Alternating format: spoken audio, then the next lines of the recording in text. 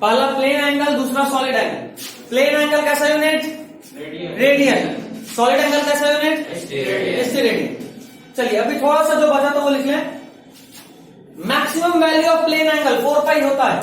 Steradian का symbol क्या था? ओमेगा। तो ओमेगा का मैक्सिमम वैल्यू जो हो सकता है वो हो सकता है 4 पाई, ठीक है। और थीटा का मैक्सिमम वैल्यू क्या हो सकता है? अब ये बड़ा सिंपल सा बात है। थीटा मतलब प्लेन एंगल। इसी प्लेन पे तुम मैक्सिमम कितना एंगल ड्रॉ कर सकते हो? 360 कर सकते हो ना। 360 मतलब कितना पाई? रेडियन का मतलब कितना? 2 पाई।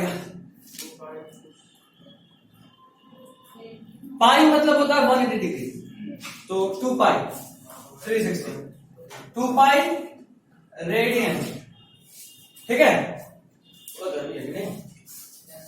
चलने देते हैं। Maximum value 2 pi radian. On कर सकते हो, दादा मैं तो ऑन कर। Maximum value is 2 pi radian. एक चीज यहां पे ध्यान रखने वाला बात, अगर हम बोल रहे हैं 2 पाई रेडियन इज 360 डिग्री, मतलब साफ साफ समझ में आ रहा है कि पाई का वैल्यू कितना यहाँ पुट कर रहा है? 180। ये दिमाग में एकदम है कि पाई का वैल्यू 180 होता है नहीं है? गलत है। पाई का वैल्यू 180 नहीं होता। पाई रेडियन का वैल्यू 180 होता है। मतलब कहीं भी अगर आपको सिर्फ पाई लिखा मिल जाए, आप उसको 3.14 लिख सकते हैं, आप उसको 22/7 लिख सकते हैं, लेकिन आप उसको 180 डिग्री नहीं लिख सकते। पाई रेडियन रहेगा तब आप उसको लिख सकते हैं 180 डिग्री, ठीक है। ये बहुत बड़ा ब्लंडर होता है, बहुत बड़ा ब्लंडर। मतलब अगर आप कोई बोल जिसके तरह पेरीमीटर बताओ, आप लगाओगे 2 पाई आर, इधर देखो बात नहीं। अगर मान लो मैं इसका बोलूं इसका पेरीमीटर बताइए, आपने पेरीमीटर बताया 2 पाई आर, मैंने आपको आर के वैल्यू देखिए 7 सेंटीमीटर और कहा जरा निकालो, तो तुम बहुत खुश हुए, बोले अच्छा 2 आर का वैल्यू 7 दिया हुआ है, हम एंगल में बताते हैं पाई इज 180। भाई भैंस पानी नहीं हो सकता, पाई का वैल्यू 180 पुट नहीं करेंगे। अच्छा अगर मैं बोल रहा हूं 2 पाई रेडियन है, जरा बताओ कितना एंगल, तुम सीधा बोलोगे पाई रेडियन का वैल्यू होता है 180 डिग्री, मतलब आप बोलोगे 2 × 180 degree is equal to 360 degree. समझे बात? बहुत बड़ा ब्लंडर होता है। हम खुद ही टेस्ट में 5-6 बार नंबर कटवा चुके हैं, इसलिए अच्छे से याद है। तो ये याद रखना है कि pi is not 180, pi radian is 180, ठीक है। पाई अगर सिर्फ पाई रहा तो आप उसको 22/7 लिख सकते हैं बिना कुछ सोचे, आप इसको 3.14 लिख सकते हैं बिना कुछ सोचे, लेकिन आप इसको 180 डिग्री नहीं लिखेंगे। लिखिए बराबर।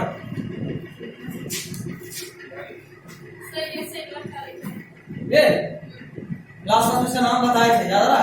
ओमेगा। ओमेगा मैक्सिमम, मतलब maximum value of solid angle can be 4 pi radian. ये भी रेडियन में ही है, सॉरी इस पे रेडियन। सॉलिड एंगल में रेडियन। अच्छा यहाँ क्या 180 डिग्री लिख सकते हैं? यहाँ 180 डिग्री लिख सकते हैं नहीं लिख सकते? नहीं लिख सकते। यहाँ पाई रेडियन है, it is not equal to 180 degree. Pi radian is equal to 180 degree. चलिए फटाफट बस ओमेगा मैक्स और थीटा मैक्स का वैल्यू लिख लीजिए, यही था बचा हुआ लास्ट क्लास से। इन दोनों का डायमेंशन होगा नहीं होगा? नहीं होगा। मैंने आपको बताया था supplementary physical quantity are the physical quantity which have unit but no dimension.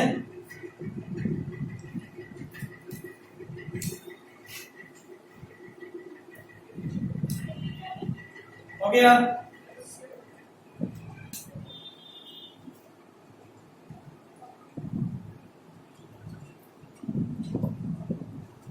हो गया? कोई दिक्कत नहीं। नेक्स्ट हेडिंग बनाइए, dimension and dimensional expression. Dimension and dimensional expression. Dimension and dimensional expression now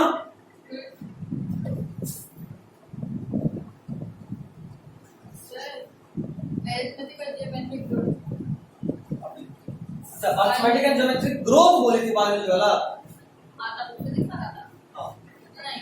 कोई बात नहीं। बेसिक मैथ्स देखी नहीं देखी? बेसिक मैथ्स में तुमको हम अर्थमेटिक प्रोग्रेशन और ज्योमेट्रिक प्रोग्रेशन दोनों पढ़ाए हैं। हम मैथ्स वाला फिजिक्स वाला बोल रहे हैं। अगर वो पढ़ ली तो बायोलॉजी वाला दोनों सेम ही है। हमको लगा तुम बेसिक मैथ्स देख चुकी हो। अर्थमेटिक प्रोग्रेशन क्या होता है? एपी, वो तो हमको ही पता है। और कुछ बताओ उसके बारे में। अर्थमेटिक प्रोग्रेशन इसको बोलते हैं जब किसी बेसिक नंबर में कोई फिक्स्ड नंबर ऐड हो रहा हो हर बार और सीरीज बन रहा हो। दो में 2 और जोड़े 4, 4 में 2 और जोड़े 6, 6 में 2 और जोड़े 8, 8 में 2 और जोड़े 10। अगर किसी चीज का ग्रोथ इस तरीके से हो रहा हो जिसमें एक fixed amount of sales add हो रहा हो, दैट इज अर्थमेटिक। बायोलॉजी में बोले तो सेल जोड़ दिए, मैथ्स बोले तो नंबर बोलते, बात खत्म था। अब अगर ज्योमेट्रिक प्रोग्रेशन का बात करें, देखो ना बेसिक मैथ्स कितना लोग का खत्म हुआ? तुम लोग कुछ नहीं देखा? क्या कितना लेक्चर? पहला लेक्चर का भी थोड़ा बहुत 8 लेक्चर देखना है टोटल। याद रखना मंडे को उसका यूज शुरू हो जाएगा। मंडे को ना, ट्यूसडे को। तो उसके पहले काम तमाम नहीं हुआ तो यू विल बी रिस्पॉन्सिबल। याद रखिएगा। ज्योमेट्रिक प्रोग्रेशन बोलते हैं जब नंबर ऑफ डिवाइडिंग सेल्स बढ़ रहा हो। पहले 2 में 2 मल्टीप्लाई किए 4 में 2 मल्टीप्लाई किए 8 में 2 मल्टीप्लाई किए 16। पहले 2 से डिवाइड कर रहा था, अब 4 से डिवाइड कर रहा है। 8 सेल, फिर 16 सेल, फिर 32 सेल, फिर 64 सेल।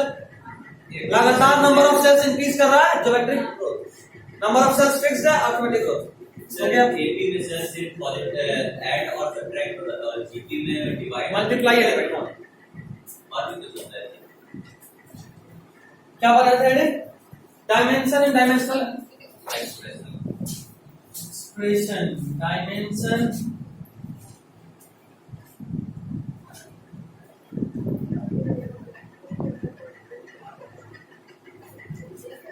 And dimensional expression. देखिए इसमें पहले डायमेंशन का थोड़ा सा डेफिनेशन। आशीष तुम लास्ट लेक्चर फिजिक्स वाला देखे हो?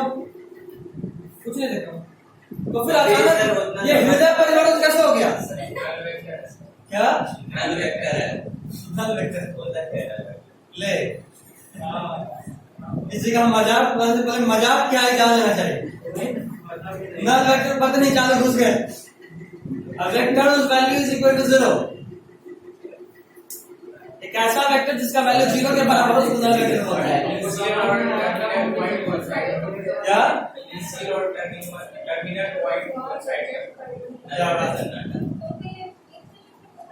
ठीक।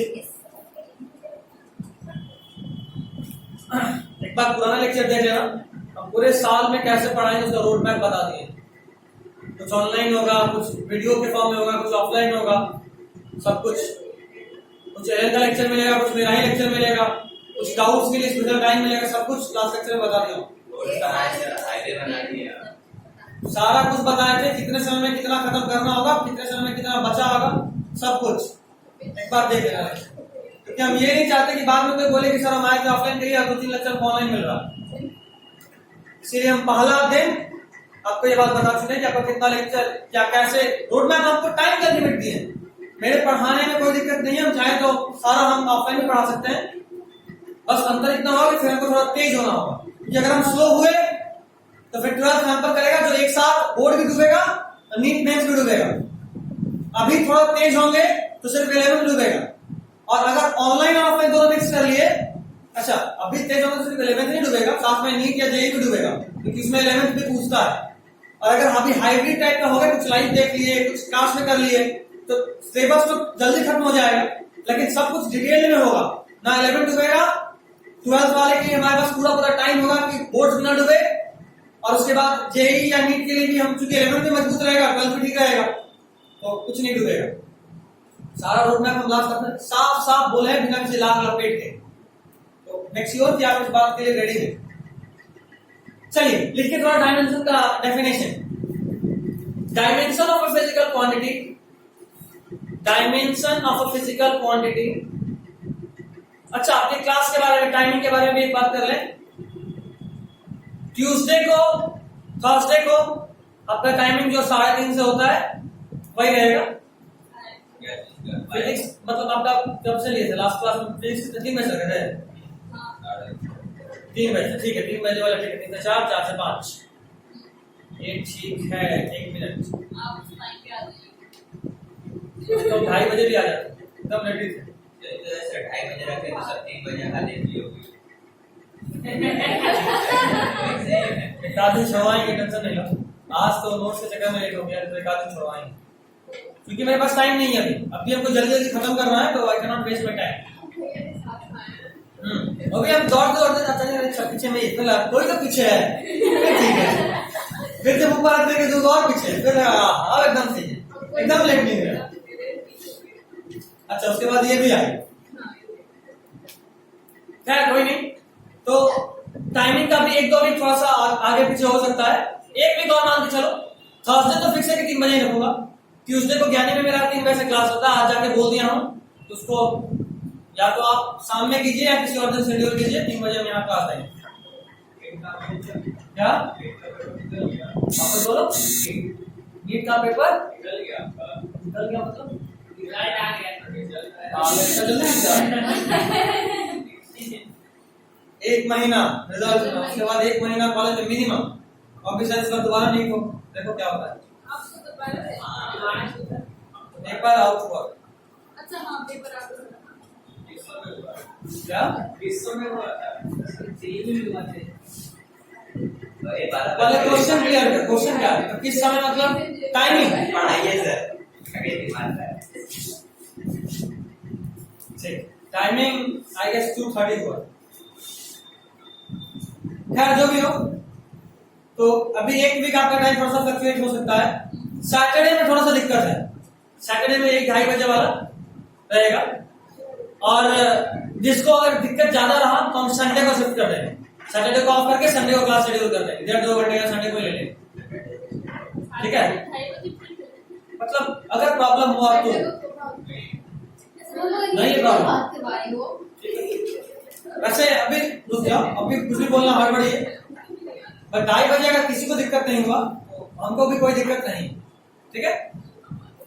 और अगर नहीं तो फिर संडे को हो जाएगा, तो कोई वैसा प्रॉब्लम इशू नहीं। चलिए, और 1 से 2 महीने में मेरा 12th खत्म हो जाएगा। 2 महीना जब ज्यादा बोल दी, 1.5 महीने में खत्म करेगा सोचा 12th, तो 12th खत्म हो जाएगा, तो आप लोग को हम MWF में शिफ्ट कर लेंगे। फ्री हो सब लोग MWF?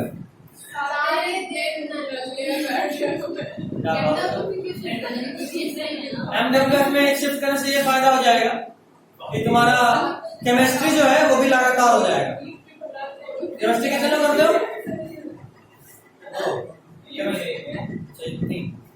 तो अगर हो गया तो लगातार हो जाएगा, बहुत अच्छा है। उसी दिन क्या बात है, किसने आधा घंटा गैप करवा देंगे, माइंड फ्रेश हो जाएगा। सकता है सर, एक तो इतना अच्छा टाइमिंग शिफ्ट हुआ है सर, चेंज हो जाएगा। किसका? मतलब केमिस्ट्री और मैथ का। केमिस्ट्री जो शाम में और शाम में रहेगा। नहीं सर, एक दो उतना करके सर मैनेज हुआ है। कितना बजे हुआ केमिस्ट्री? 6 बजे, और 2.5 किलो का मैथ भी था, तभी 1 घंटा गैप बचा, 1.5 घंटा गैप बचा। हाँ, तो इसीलिए गैप में आप पढ़ा। हाँ, उसको और मैथ मतलब किससे तो थोड़ा बल जुड़ाएंगे, मतलब उनको बल सलटाएंगे और बीच में निकाल लेंगे। चलिए, तो dimension of physical quantity is the power of basic physical quantity. Dimension of a physical quantity is the power of basic physical quantity. बहुत शॉर्टकट मार रही है बेटा। Is the power of basic physical quantity raised to represent the given physical quantity. Raised to represent the given physical quantity. Raised to represent the given physical quantity, and corresponding expression is called dimensional expression, and corresponding expression is called dimensional expression. Sir, raised to represent the given physical quantity. And corresponding expression is called dimensional expression is called and corresponding expression is called dimensional expression. इसको जरा एक आध बार पढ़ के समझने की कोशिश करो तो देखिए कितना का इंग्लिश अच्छा है. what भैया अंजलि को शो है पहले माफी मांग लेते हैं आया किसी को समझ में? बताओ. इतना फिजिकल क्वांटिटी वही ना अब वो पीजी शॉर्ट में लिखते हैं मैं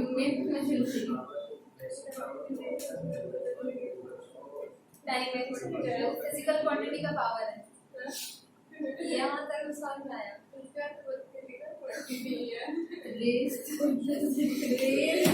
चलो ठीक है. कोई हमको स्पीड का डायमेंशन निकाल के बता सकता है? एग्जाम्पल में स्पीड का डायमेंशन कोई बताओ तो. एग्जाम्पल करो स्पीड. पीछे छाप मत, घर से पढ़ के आई है अभी की थी. ठीक है तो आप बताओ हमसे. और हाँ हर क्लास में हम आपसे पूछेंगे ओरली. टी का पावर -1 लिख लो, उसको लिख लो फिर बात करते हैं. स्पीड का डायमेंशन.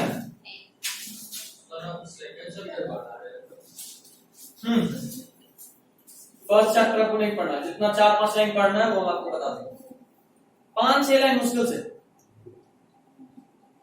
सब जगह यही होता है, कोई पढ़ा 5 लाइन बताता भी नहीं, उसको बता देंगे क्या क्या रखना है 5 लाइन.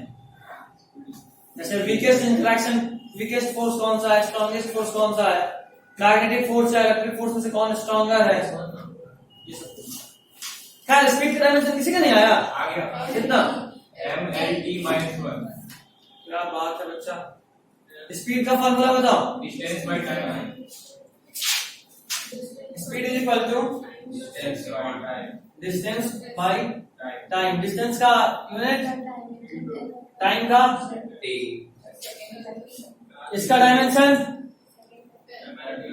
एल कहां से, मतलब एम कहां से? L सिर्फ एल. मीटर का लेंथ एल और ये टाइम है. और इसको अच्छे से लिखो तो ठीक है. क्या ये बताता है कि डायमेंशन है, बस तुम बिना ब्रैकेट के लिख. तीन नीचे था, ऊपर लिखेगा इसलिए -1. ठीक. इसको मैं किसी को दिक्कत जरा इसलिए समझ लेते डायमेंशन का डेफिनेशन. इस स्पीड का जो डायमेंशन है वो बेसिक फिजिकल क्वांटिटी, यही सब है ना basic physical quantity, L T M class में पढ़े हुए. वो बेसिक फिजिकल क्वांटिटीज किस पावर में रेज्ड है. एल का पावर कितना है, टी का पावर कितना है. तो ये जो बेसिक फिजिकल क्वांटिटीज का जो पावर है, इसके टर्म्स में हम जो डायमेंशन बताते हैं वही डायमेंशन होता है. Dimension of any physical quantity is dimension of basic physical quantity of in terms of raised power. raised power के टर्म में अगर आप बेसिक फिजिकल क्वांटिटीज के टर्म्स में इसको बताएं वही डायमेंशन है. जैसे स्पीड का डायमेंशन, स्पीड एक डिराइव्ड फिजिकल क्वांटिटी था. इसका डायमेंशन हमने बेसिक टर्म्स में बताया, बेसिक फिजिकल क्वांटिटीज के टर्म्स में.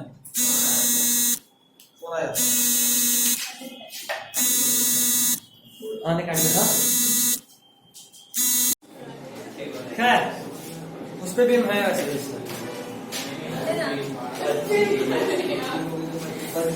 चलिए रखिएगा. तो अभी आप समझ गए जो डायमेंशन है, किसी भी चीज का डायमेंशन बेसिक फिजिकल क्वांटिटीज के पावर के टर्म्स में जो डायमेंशन बताते हैं उसी को बोलते हैं इस फिजिकल क्वांटिटी का डायमेंशन. ठीक. नेक्स्ट पॉइंट, ये एग्जांपल लिख लिए नहीं लिख सकते. छापने में कोई नहीं.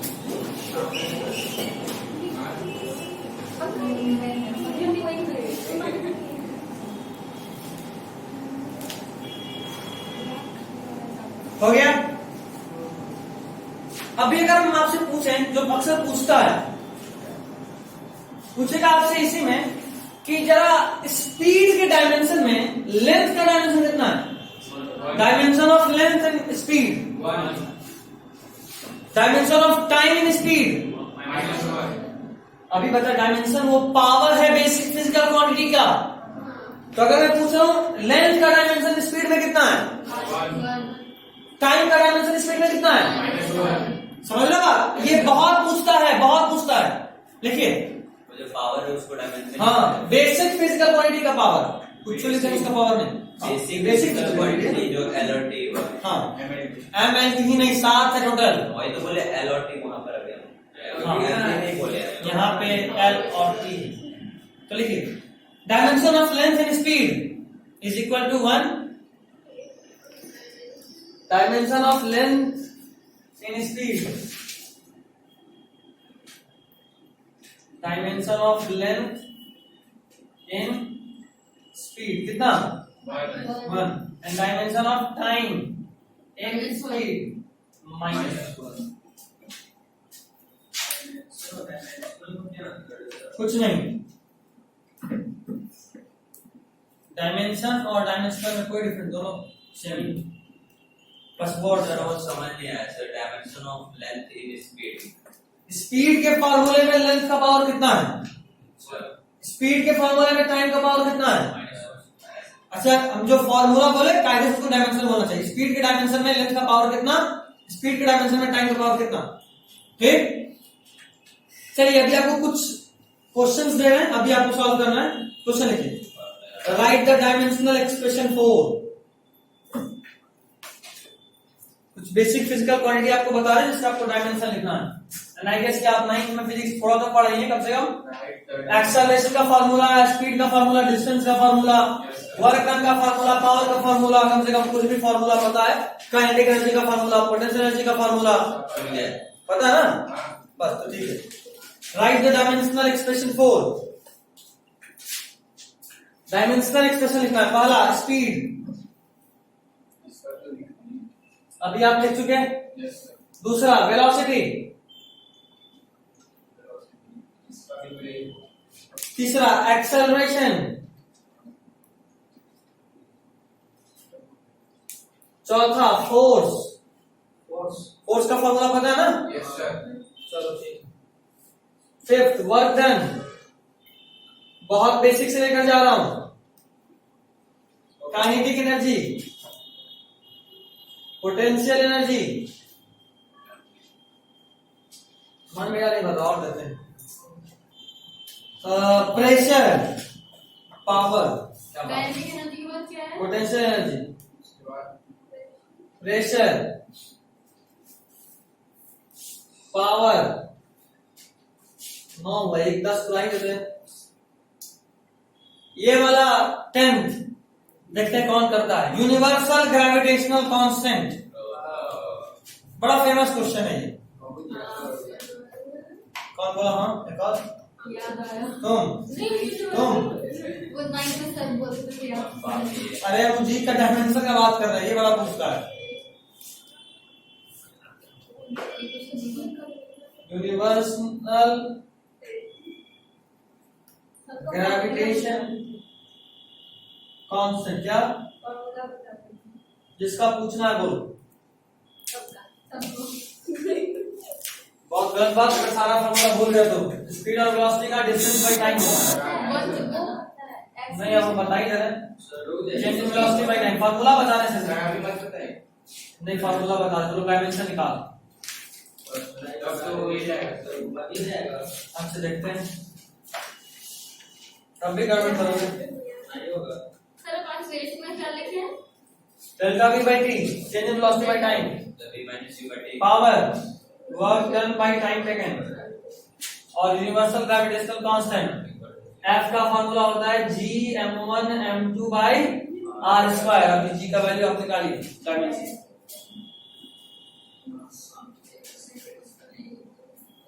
आपके पास दिन के 3 मिनट है। अरे पहली बात सर लास्ट में क्या लिखे? m1 m2। कल ही तो सिखाया हूँ, साइन काइन तो खेला तो क्यों नहीं चाहिए? स्टार्टिंग में कल ही का लंबा सिखाया है, टाइमिंग तो हमारे पास नहीं है। It is race against time. Sir last का डेट क्या लिखे हैं? F is equal to G m1 m2 by r square। जी फिर से ऊपर बोल दो। एक्सेलरेशन का फार्मूला क्या लिखते हैं? हाँ delta v by T, change in velocity by time.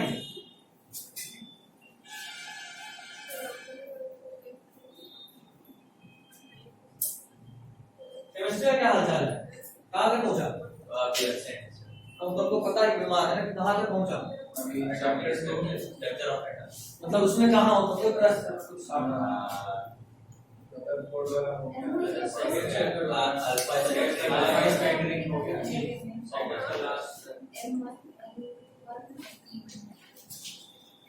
जिनका भी मैथ्स है आपके लिए फ्री का एडवाइस, केमिस्ट्री को मत छोड़ना, नंबर तो उसी उठेगा।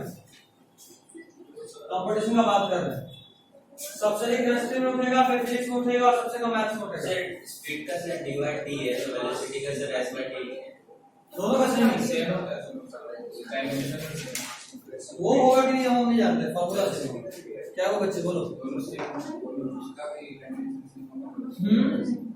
कुछ नहीं पक्का, चल तू बना, आगे लिखता हूँ। बोली थी प्रॉब्लम था, है प्रॉब्लम? इसलिए मैंने वो तो लोग भी सेम है।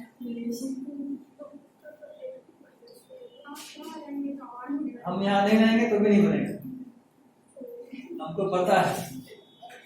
झूठ नहीं बोलेगा, झूठ बोले फंसा देंगे, बता रहे थे तो वो भी नहीं, उसका बच गए। जो लोग पुराना जानता है, नहीं पता तो सीधा नहीं पता।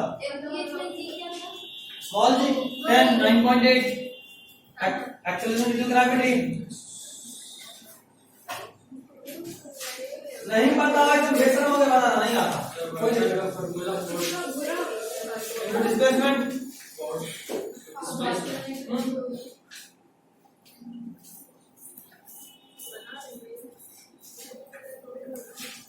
जल्दी इतना टाइम लगा के हम ही बना देंगे। बन गया, जिस पहला 10 किसी का भी बन गया कहानी खत्म, बाकियों को टाइम नहीं मिलेगा। एक बात हमेशा याद रखो, पीछे अगर हो तो फिर पीछे ही हो, तुमको दौड़ना है लेकिन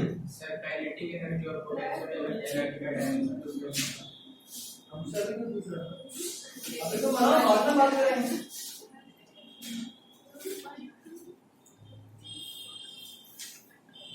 तो थोड़ा थोड़ा पढ़ा है, ऐसा लग रहा है हमको, इसका फायदा है कि याद है।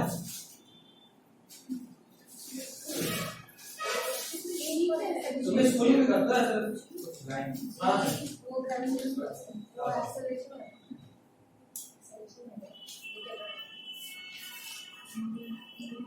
मजा आ रहा है फिजिक्स में। मतलब हम अपना पढ़ाने का बात नहीं कर रहे, अपना सारी बात है। तो नॉर्मल फिजिक्स जहाँ कहीं से भी पढ़ा है, अच्छा लग रहा है? अच्छा लग रहा है फिर तो खराब मत समझना, रिजल्ट फिजिक्स ही कराएगा। केमिस्ट्री अच्छा हो जाएगा, मैथ कितना ही पढ़ लोगे नंबर नहीं आएगा, आ जाएगा। इससे पहले 5 साल से पढ़ाई रहे, हर बार पहला क्लास में मतलब आ जाएगा। फिर जो भी जेईई मेंस लेके आया है अच्छा, जेईई मेंस नहीं करता, क्या करता है? कुछ नहीं, मेरे पास कैसे पाया? यूपीएससी का तैयारी करना, ये सब क्या करना? इसका अच्छा यूपीएससी तो मैथ नहीं आएगा, आएगा तो देखा जाएगा। तो यूपीएससी का तैयारी का क्यों सोच रहे हो? भी देखना जब होगा काहेगा मतलब नहीं, तो फिर एक गलत जगह पे आ गए। हम यूपीएससी का तैयारी नहीं कराते, बाहर से लेना चाहिए। हाँ कभी भी गलती नहीं हुआ, रजिस्ट्रेशन नहीं हुआ होगा, चेंज स्ट्रीम करें। पावर का क्या मॉडिफाई टाइम सर एमजीएच क्या लिखा है? फार्मूला पोटेंशियल एनर्जी का ही फार्मूला है। हां हां अभी बोल G/r², r is distance between two bodies।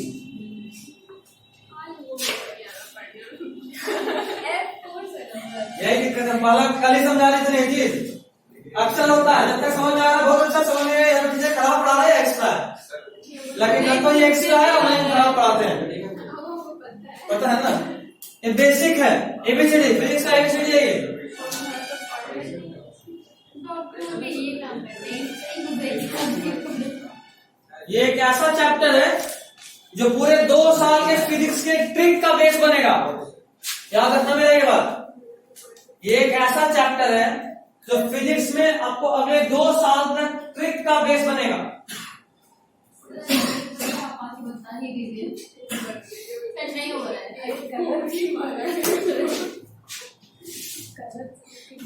पढ़ी है ना, भूल भी गए।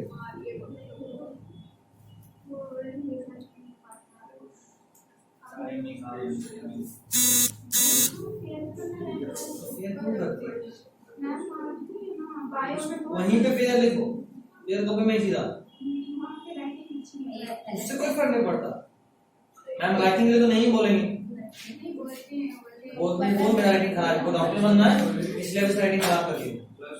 ठीक नहीं बच्ची, लिखने की वजह याद करने के लिए टाइम तुम्हारे किसी का दस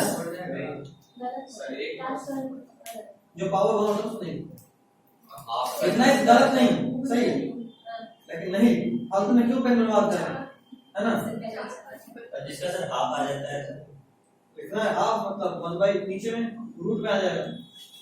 नहीं देखो 1/2 आगे था वो, देखते हैं और मैं तो वैसे छोड़ दे वो। अरे डायमेंशन फिजिक्स का क्वांटिटी का होता है, नंबर का थोड़ा ना होता। काट दिया।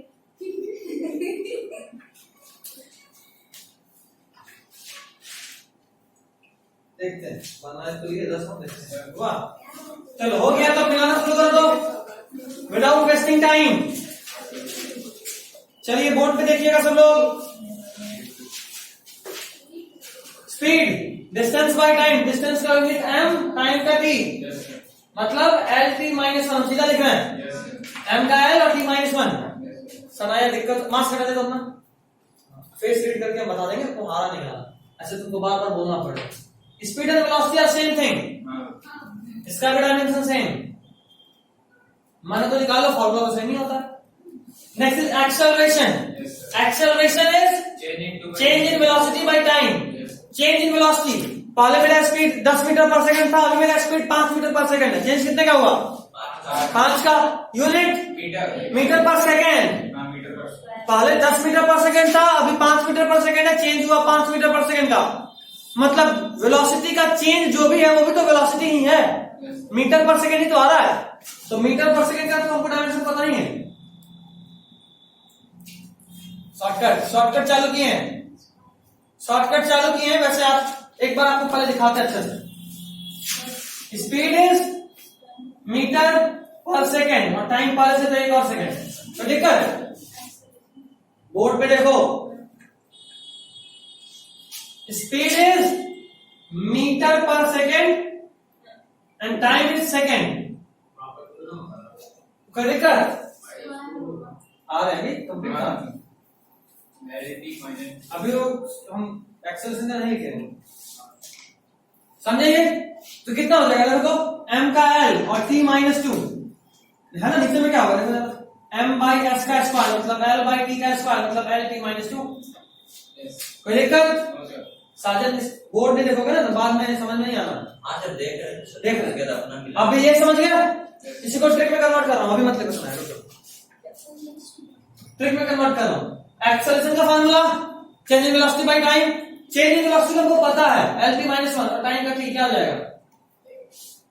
Sir change in velocity sir v-u/t की है सर, तो दोनों का सर l ही रहेगा ना, l²t- चेंज इन वेलोसिटी क्या है? अब भी तुम 10 मीटर पर सेकंड की स्पीड से चल रहे थे, अचानक से तुम्हारे सामने बहुत भीड़ भाड़ वाला इलाका आ गया, तुम्हारा स्पीड घट के 2 मीटर पर सेकंड हो गया। तुम्हारे स्पीड में चेंज कितने का हुआ? कितना बोले? 10 से 2 हो गया, चेंज कितने का हुआ?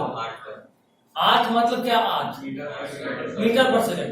मतलब वेलोसिटी का चेंज जो भी होगा वो मीटर पर सेकंड नहीं होगा, मतलब वेलोसिटी ही होगा। वेलोसिटी का फॉर्मूला मीटर पर सेकंड और ये टाइम के बदले 1 और सेकंड मल्टीप्लाई करा तो बना मीटर बाय सेकंड का स्क्वायर, मतलब l, m के बदले s का t होता पावर 2, t ऊपर गया तो LT-2। दिक्कत नहीं। अब इसी को वापस लिखाओ, acceleration is change in velocity by time. Change in velocity का फॉर्मूला हमको जो भी होगा वेलोसिटी ही होगा, और वेलोसिटी का डायमेंशन हमको पता है, ठीक। और बाई टी इसका डायमेंशन एल टी माइनस 1 और उसका टी। अब ये टी ऊपर गया तो एक और -1 में -1 और जोड़ा तो क्या बन गया, minus. Next is force. Force is mass into acceleration. Acceleration का अभी निकाला कितना, और मास का क्या होता है, एम।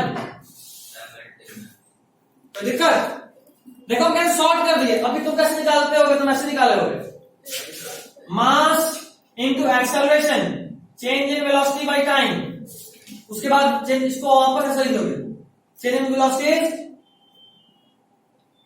अच्छा रुको, मास को केजी लिख लिए, माइनस क्यों कहां से आएगा, प्लस तो ना होगा, कहां पे, यहां फोर्स में, यहां, क्या बात है।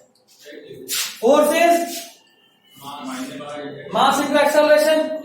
अब ये मास को भूल जाते हैं, एक्सेलरेशन कितना होता है, अभी यहां देखो। उसके बाद आप मास के बदले केजी लिखे, वेलोसिटी का फॉर्मूला मीटर पर सेकेंड इंटू एक और सेकेंड पहले से, तो क्या बन गया, केजी मीटर का एल, मतलब अभी यूनिट लिखते हैं मीटर, और पर सेकेंड स्क्वायर होगा। तो केजी का एम, इसका एल और इसका टी माइनस 2। इतना करने के बाद जो आता है उसको सीधा निकाल के दिखाया आपको। आपको बार बार बोल रहा हूं, आपका रेस टाइम के साथ है, आता सबको है। जैसे तुम यूट्यूब से पढ़े वैसे बहुत लोग पढ़ता होगा अभी तक, तो सबको पता होगा। खेल टाइम का है, आपको इतना करने का क्यों वेस्ट करना। अरे टाइम छोड़, वहां क्वेश्चन पेपर में रफ का स्पेसिंग होगा, रफ का स्पेसिंग नहीं होगा, कहां करोगे रफ, कम से कम रफ करके हाथ पे लिखे तो ऐसे बाहर। एडमिट कार्ड पे भी नहीं लिख सकते, एडमिट कार्ड भी ये लेता है। पेंसिल पेन कुछ अलाउड नहीं है, वो अपना पेन देगा तुमको, नहीं लेके नहीं जा पाओगे। खैर, तुम्हारा बाल का क्लिप रबर बैंड को खुलवा देता है, क्या, हाँ पेपर वाला रबर बैंड देता है। खैर ये समझ गया, आगे अब तुम ट्रिक समझ रहे हो, धीरे धीरे ट्रिक समझ रहे हो। वर्क डन का फॉर्मूला, वर्क डन का फॉर्मूला अभी लिखा, फोर्स इनटू डिस्प्लेसमेंट। फोर्स का फॉर्मूला अभी निकाला क्या, M L T minus 2 into displacement, मतलब एक और एल क्या हो गया, एम एल 2 टी माइनस 2। कोई दिक्कत, समझ दिक्कत है,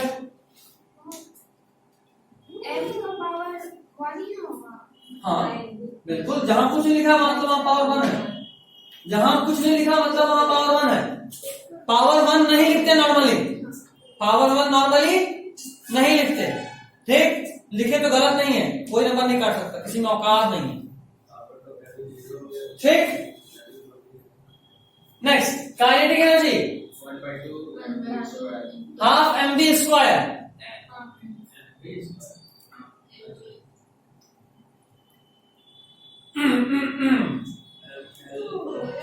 वेलोसिटी ना, अच्छा ये कांस्टेंट है, इसका कुछ यूनिट है, भूल जा। डायमेंशन में नंबर को भूल जाते हैं, ज्यादा टेंशन क्यों लेने का, टेंशन देने का, लेने का नहीं। अच्छा ये है मास, मास का एम आएगा,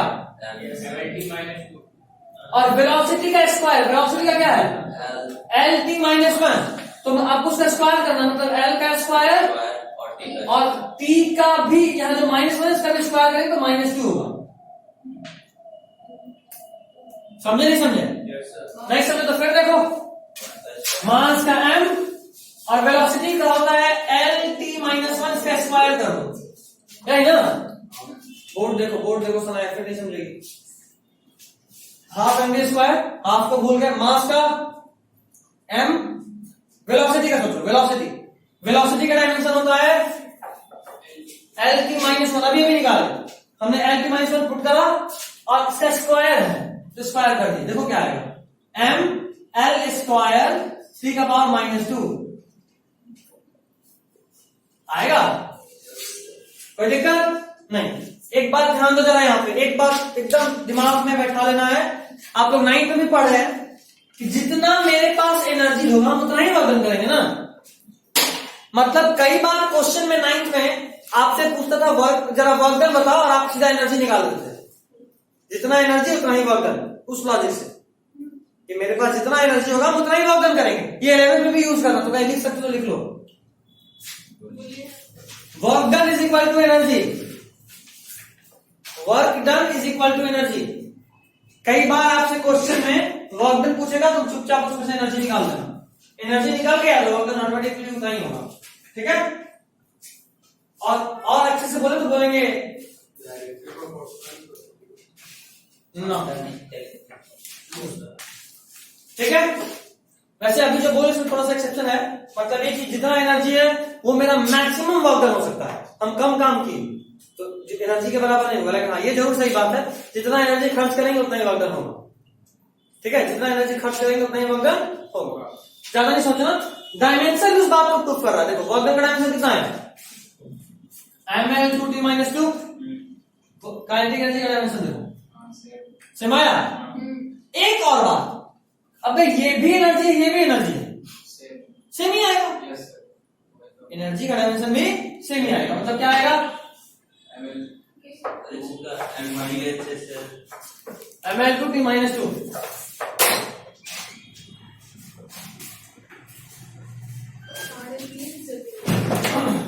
ठीक है, ml2t-2, कोई दिक्कत। प्रेशर सर एक बार उसको बताइए सर, पोटेंशियल एनर्जी का तो सर निकाल पाऊंगा mgh। अभी रुक जा, इसको हटाएं। यस सर, हटाएं। Yes sir. किसी को लिखना है, लिखना है। ऐसा अगर छूट रहा है तो रिकॉर्डिंग भी तेरे पास है, यूट्यूब पे तो जाएगा ही। मेरा चैनल तो सब लोग जान चुके हो अब तक, नहीं जानते, मांग लीजिए उसको दान दक्षिणा लिंक कर दे। Yes sir. हटाएं, नहीं लिखे तो रुक जाते हैं। बोलो सुनाया हो गया, चलो चलो तो फटाफट देखो। mgh, mgh, m क्या है, g क्या है, एक्सेलरेशन ड्यू टू ग्रेविटी, मतलब ये एक्सेलरेशन है। और h क्या है, मतलब डिस्टेंस है ना। हाइट मतलब कोई लेंथ होगा। चलो इसका m और एक्सेलरेशन कहां पे पड़े, l t-2 और h डिस्टेंस है, तो एक और l, ये ऑलरेडी मल्टीप्लाई होगा। कोई कष्ट परेशानी तो बताइए। आपको सब सीखना है, हम आपको प्रोसेस भी बता रहे हैं, हम आपको ट्रिक भी बता रहे हैं। और आपको जो दिमाग में रखना है वो trick, the race is against time not for knowledge. धनाधन निकालना, ज्यादा टाइम नहीं वेस्ट करना। हम इतना लिख रहे हैं सिर्फ तुम्हारे लिए, हम तो सिर्फ उतना ही पे काम कर रहे हैं।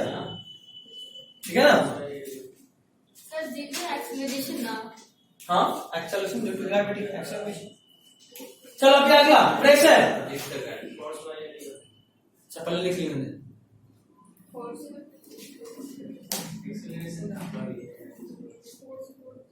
ग्रेविटी का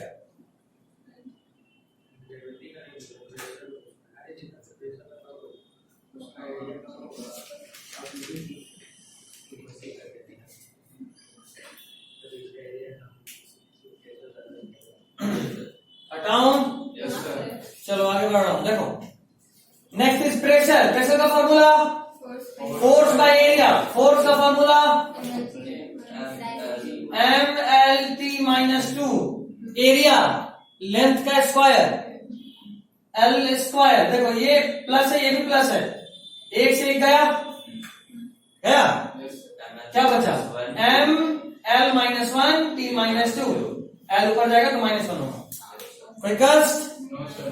चलिए ठीक। छापिंग फटाफट, छाप मत छापो, नहीं हमें ना? छापने दो। नहीं वो जो छाप रहा है वो छापना भी जरूरी है। कोई बात, सब सीखेंगे, कोई दिक्कत नहीं। बस हमसे तुम यही सीखो, ऐसे निकालना। ऐसे तो सब लोग निकाल लेते हैं, बस तो बहुत अच्छा करो। हमारा स्पीड टाइम से खेलना है, टाइम बचाना है, टाइम। और अभी ये छोटा छोटा चीज बाद में बहुत मायने रखेगा। जब बड़ा बड़ा क्वेश्चन आएगा ना तो ये सब चीजें याद रखना होगा। मतलब हमको याद है, अगर कोई बोलता है हमको एनर्जी, उनको याद, अच्छा force is ml t minus 2 into displacement L, मतलब ml square t minus 2। Use क्या है? ये पूरा फिजिक्स का ट्रिक है। कोई भी फार्मूला जो उनको याद आ रहा है वो सही अगला हमसे चेक कर सकते हैं। हो गया? Yes, sir. Next is power. Power is work done per unit time. Work done का फार्मूला अभी निकाला ना, ml T minus 2 by T देख रहे हो? वर्क डन का formula ml to t minus 2 by T. by t, मतलब एक और टाइम ऊपर जाएगा क्या बनेगा? ml to t minus 3। कोई कस? No, sir. सब लोग बताइए फटाफट, कोई दिक्कत तो बताइए। बोर्ड थोड़ा बड़ा होता तो मजा आता।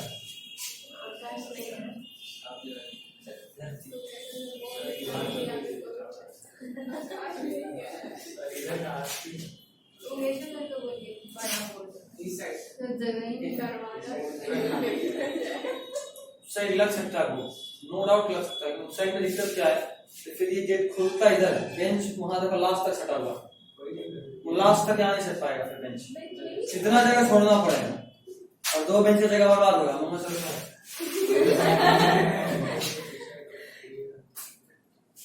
नहीं ना, बच्चा भी खाली ना, परमानेंट खाली नहीं रहता है ना। हो गया? Yes, sir. नेक्स्ट लास्ट, सब लोग दिमाग का बत्ती जला के मेंटोस खा लीजिए फटाफट।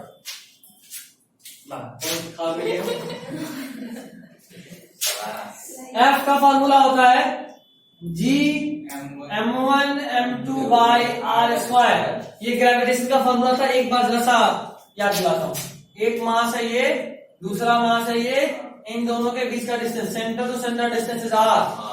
ये वाला मास इस वाले मास को अट्रैक्ट कर रहा होगा, ये वाला भी इस वाले को उतना ही फोर्स अट्रैक्ट कर रहा होगा by Newton third law. Yes.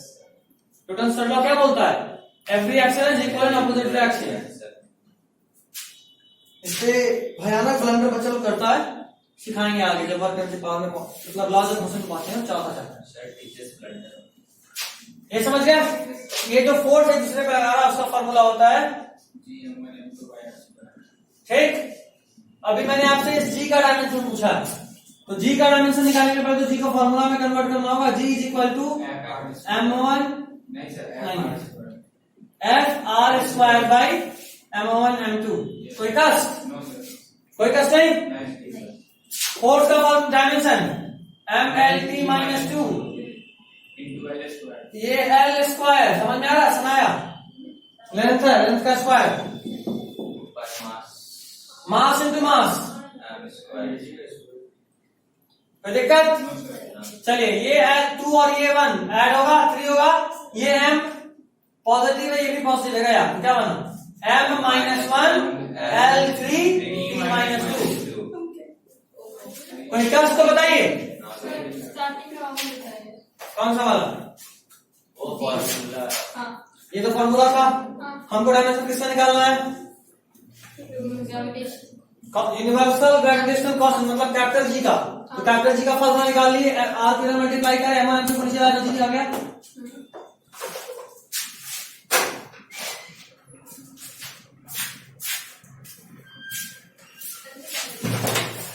कोई दिक्कत? फीफा कोई दिक्कत जी? नहीं वो समझ हो गया? चलिए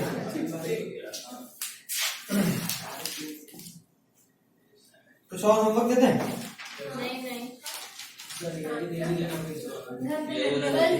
ठीक है चलो यही वाला एक बार दोबारा से ट्राई करके आना। ये वापस से ट्राई करके आना पड़ेगा। उसके अलावा बेसिक मैथ्स का आपको कुछ क्वेश्चन भेजेंगे। बेसिक मैथ जो लेक्चर जा चुका है आपके पास, उसको लेक्चर का प्लेलिस्ट फॉरवर्ड कर देना। आयुष आ गया?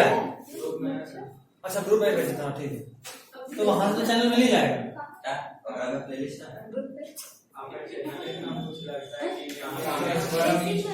इतना आसान शब्दों में लिखा हुआ है। चलिए this is all for today. जाते हैं मतलब बायोलॉजी को पढ़ना है।